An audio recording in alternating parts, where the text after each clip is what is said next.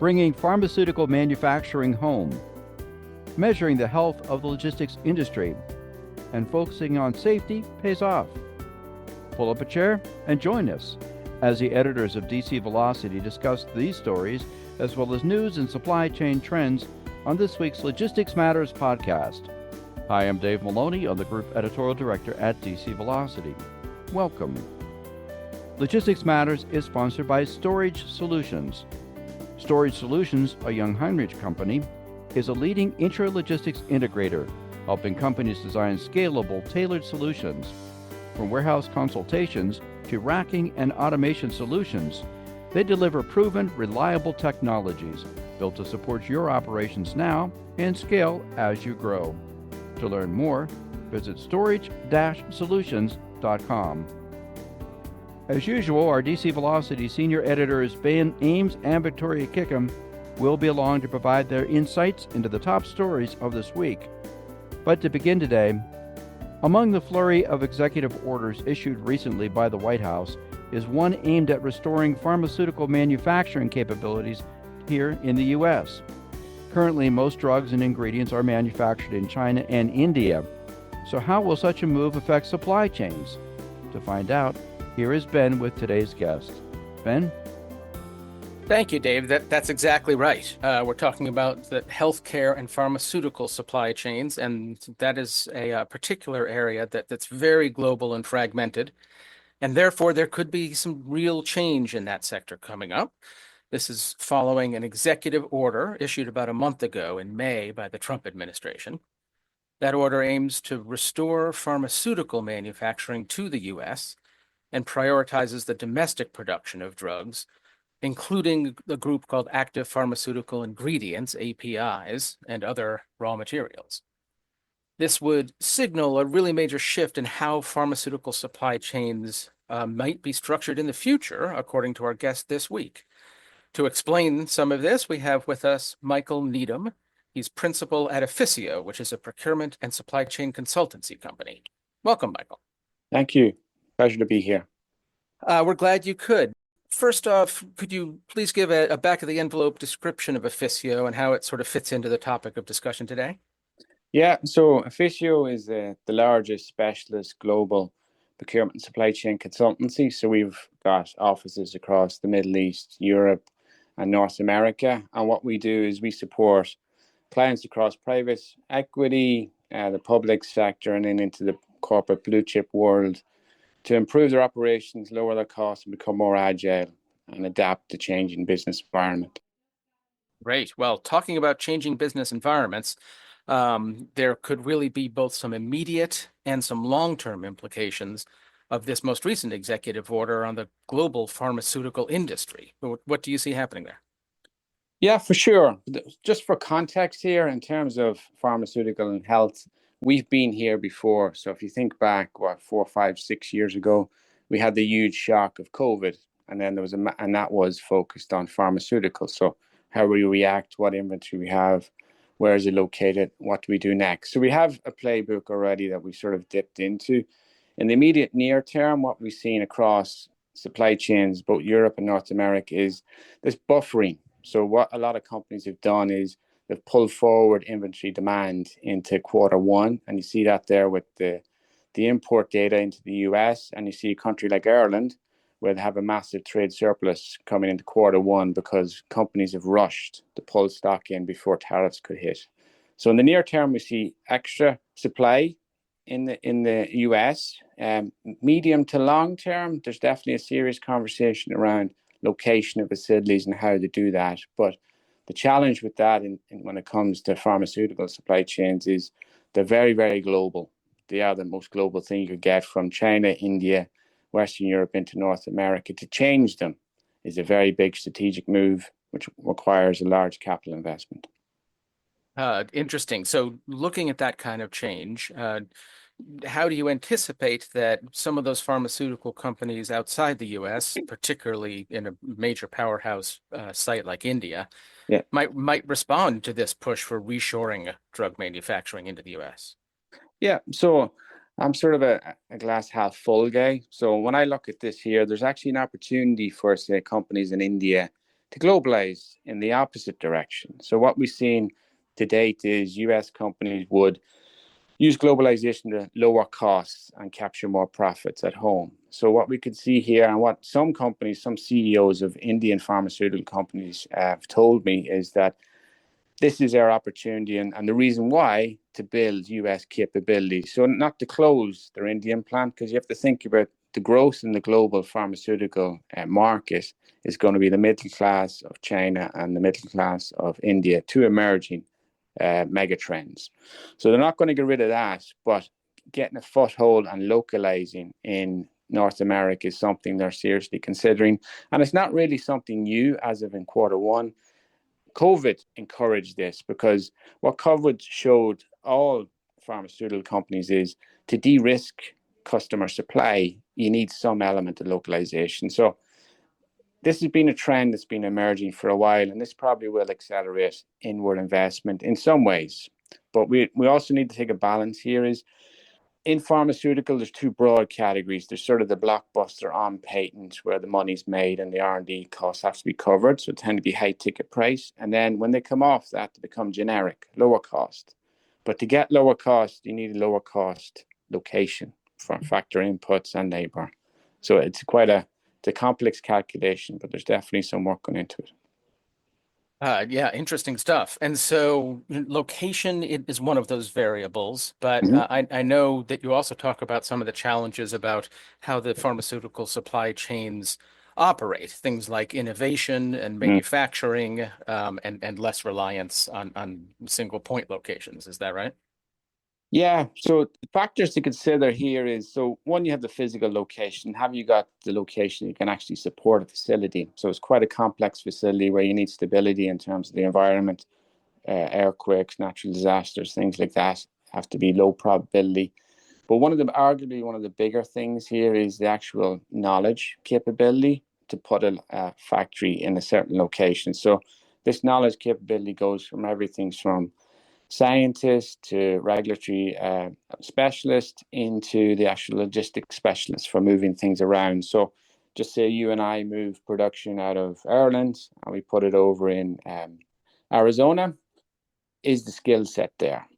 Sometimes it's not. You see this in the semiconductor market where they try to reshore to de-risk Chinese chip supply. But the challenge straight away of, do we have these types of capability in North America? And then it went into like a 5-year education plan, build the capability. Fascinating. That's a crucial thing to think of. So a real challenge there. But I know you mentioned earlier you're a glass half full kind of guy. So could some of these challenges, some of these adjustments to those actually be beneficial for helping the supply chains operate better in the future? For sure. So if you think about what do we want from a pharmaceutical or healthcare supply chain? We want low risk. So, and COVID was a great example of this here. In a hospital, if you don't have the drugs for the patient, then you got a big problem. So I see this here as supply chains looking at more agility. How do we modulate and localize and reduce the risk? So one of our other clients that we had was in the veterinary pharmaceutical sector. And they had this conversation around the business, and they're going, okay, so they're a global business. They produce for, I think it's like 40 odd countries in the world. And they were going, okay, our bottleneck in the process here is the actual localized packaging that we put the product in. So one of the innovations or improvements we made there was we decided to bulk ship items from the production location to India and Ireland into North America, and then localize the packing for the Americas, North and South. So it's encouraged innovation and different ways of thinking. I think more of that will come, and there's definitely an appetite to de-risk. Really interesting. Michael, we really appreciate your coming on the show this week and walking us through some of these points with the global pharmaceutical supply chain. Thank you. Appreciate it. Our guest this week has been Michael Needham from Efficio. And back to you, Dave. Thank you, Michael and Ben. Now let's take a look at some of the other supply chain news from the week. And Victoria, the up and down again tariff plans are beginning to affect how supply chains operate, And this week, the latest numbers came out from the Logistics Managers Index. What did they show?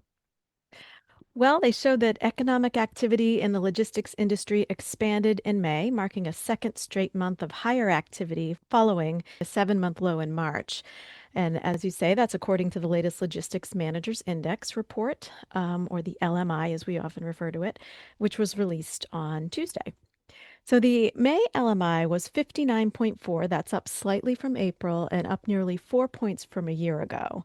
The LMI is based on a monthly survey of logistics managers nationwide, and it essentially tracks transportation and warehousing activity. A reading above 50 indicates expansion, and a reading below 50 indicates contraction. So, what we are seeing now is pretty solid expansion across the industry in terms of demand for services. But this past month, we also saw some marked increases in costs. And I would assume that that puts additional strain on supply chains then, right? Seeing those increased costs? Yes, yes. And this continues the tariff and trade story we've been talking about pretty much since January, as you noted, Dave. So companies rushed to bring in products ahead of the April tariff deadlines. And what the May LMI shows is that those inventory levels have slowed almost to an LMI reading of 50. So it's down quite a bit. And that would indicate no movement. So inventory levels are pretty much static. Now, some of this is seasonal. Inventory levels usually slow about this time of year, and then they pick up over the summer as companies restock for back to school and holiday peak. So we'll have to wait and see if the seasonal uptick happens in the coming weeks, and whether or not there will be a surge of imports ahead of the next tariff deadlines in July and August, as some have predicted. But along with those rising inventory costs, warehousing capacity has slowed, so there's less available space, and warehousing prices have remained high. So the researchers say this situation, the slowing inventories and rising costs, indicates that all that stock that was rushed into the country earlier this year is now static and that holding it is very expensive. Now, this all feels like a moving target, I know, because as we've said many times in these past weeks, the uncertainty is a little hard to keep track of. So we'll have to wait and see how all this plays out. And the tough part is, as I just said, the supply chains don't like all this uncertainty because there's concern that consumers will feel this in the form of higher prices as well. Right. And I think that higher supply chain costs will eventually have to be passed on to consumers. There's no one else who can pay those bills. Yeah, well, we'll have to wait and see. Thank you, Victoria. You're welcome. And Ben, most supply chain companies have training programs that focus on safety. And you reported this week about the effectiveness of those programs and the cost of injuries when they do occur. Can you share more? Yeah, I'm glad to. That's right, and you put your finger on that balance point that companies are trying to strike here. That obviously nobody wants injuries, not the employer when they have to replace a worker on that shift or pay an insurance claim, and obviously not the workers themselves. So we got more information on these recent trends this week from Travelers Companies, which is a major insurance company in Connecticut specializing in workers' comp insurance. And Travelers found that the number of workplace injuries overall has continued to decline, although the costs associated with them are actually climbing. So that conclusion came when they compared workers' compensation claims from the 5 years leading up to the pandemic with the next 5 years after COVID. That included a little bit more than 2.5 million claims submitted during that time. Well, that kind of seems counterintuitive. Ben, did they explain why that result occurred? Well, Travelers pointed to three trends that they found in the data that seem to explain this kind of funny result. One thing they found continuing job churn, both during the pandemic, as we saw, and also afterwards. And if you think about it, that creates a steady stream of new employees who happen to be the most vulnerable to injury, generally speaking. So the report found that employees in their first year on the job accounted for something like 36% of the injuries in the last 5 years, and that's up from 34% in the previous 5. Another finding was that older employees, and while they are typically injured less frequently than their younger counterparts, tend to require longer recovery times and also have more costly claims. And that's particularly significant looking at some of the mega trends because the US Bureau of Labor Statistics projects that by 2033, some 24% of employees will be 55 and older. and that would be up from just 15% of employees back in 2003. So we're seeing some real demographic broad changes coming across the U.S. workforce. So those variables are what is driving what travelers call the three major trends that they're tracking in the past decade. And again, that's increasing retirement ages, ongoing employee turnover, and longer injury recovery times. Well, Ben, it's certainly good news that the number of injuries continue to decline, but with an aging workforce, we all have to remain very diligent in maintaining safe workplaces for all of our workers. We sure do, and some of those numbers struck me personally as the over 55 part, because I'm here to tell you I'm in that club now. As am I. Thank you, Ben. Glad to. We encourage listeners to go to dcvelocity.com for more on these and other supply chain stories. Also, check out the podcast notes section for some direct links to read more about the topics that we discussed today. And we'd like to thank Michael Needham of Efficio for being our guest.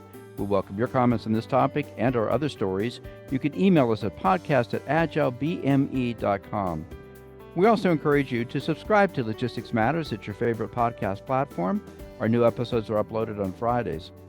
And a reminder that Logistics Matters is sponsored by Storage Solutions. Storage Solutions, a Young Heinrich company, is a leading intralogistics integrator, helping companies design scalable, tailored solutions. From warehouse consultations to racking and automation solutions, they deliver proven, reliable technologies built to support your operations now and scale with you as you grow. To learn more, visit storage-solutions.com. We'll be back again next week with another edition of Logistics Matters. Be sure to join us. Until then, have a great week.